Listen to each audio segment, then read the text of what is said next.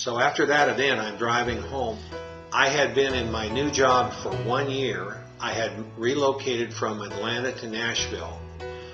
My home that I still owned in Atlanta was, of course, occupied by my wife, and it was just she and I were empty nesters, or are empty nesters, and it had been a year down the road, and we had this beautiful home that was for sale. It was priced right, and we hadn't even had one person look at it, let alone make an offer. And I was trying to figure out why. The entire staff that I worked for went to Atlanta to put on a big men's event, actually for African American men in Atlanta.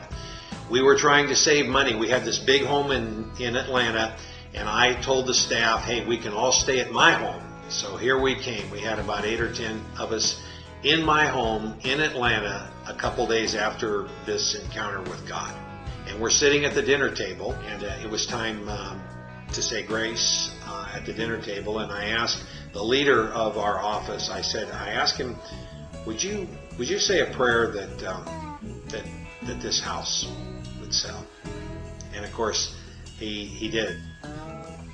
And after 5 or 10 minutes into the meal, the phone rang. A lady called, and her name was Kathleen Maloney. And of course, my last name is Malone, so I thought, Kathleen Maloney. She said, I understand that your house is for sale.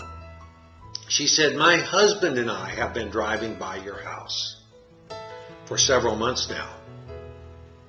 We haven't really talked to anybody about it yet, but we think we want to buy it. 3 days later, I had a contract.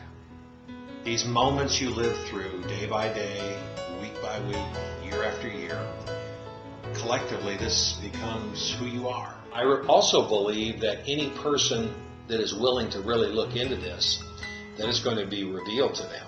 If you really have a quest for this, a thirst for understanding, not just your history, but how things are connected, that will come to you.